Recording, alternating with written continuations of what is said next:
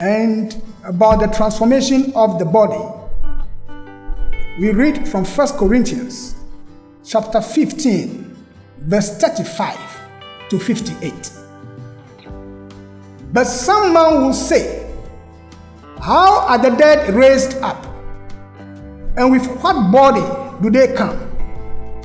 Thou fool, that which thou sowest is not quickened, except it die. And that which thou sowest not that body that shall be, but bare grain, it may chance of wheat or of some other grain. But God giveth it a body as it has pleased him, and to every seed his own body. All flesh is not the same flesh, but there is one kind of flesh of men, another flesh of beasts, another of fishes, and another of birds. There are also celestial bodies and bodies terrestrial, but the glory of the celestial is one, and the glory of the terrestrial is another. There is one glory of the sun, and another glory of the moon, and another glory of the stars. For one star differeth from another star in glory. So also is the resurrection of the dead. It is sown in corruption, it is raised in incorruption. It is sown in dishonor, it is raised in glory. It is sown in weakness, it is raised in power. It is sown a natural body, it is raised a spiritual body. There is a natural body and there is a spiritual body. And so it is written, the first man, Adam, was made a living soul. The last Adam was made a quickening spirit.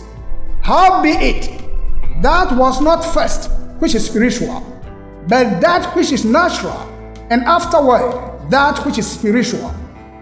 The first man is of the earth, earthy. The second man is the Lord from heaven. As is the earthy, such are they also that are earthy. And as is the heavenly, such are they also that are heavenly. And as we have borne the image of the earthy, we shall also bear the image of the heavenly. Now this I say, brethren, that flesh and blood cannot inherit the kingdom of God, neither does corruption inherit incorruption. Behold, I show you a mystery. We shall not all sleep, but we shall all be changed. In a moment, in the twinkling of an eye, at the last trump, for the trumpet shall sound, and the dead shall be raised incorruptible, and we shall be changed. For this corruptible must put on incorruption, and this mortal must put on immortality. And when this corruptible shall have put on incorruption, and this mortal shall have put on immortality, then shall be brought to pass the saying that is written, death is swallowed up in victory. O death, where is thy sting? O grave, where is thy victory? The sting of death is sin, and the strength of sin is the law. But thanks be to God, which giveth us the victory through our Lord Jesus Christ. Therefore, my beloved brethren, be ye steadfast, unmovable, always abounding in the work of the Lord, for as much as ye know that your labor is not in vain in the Lord.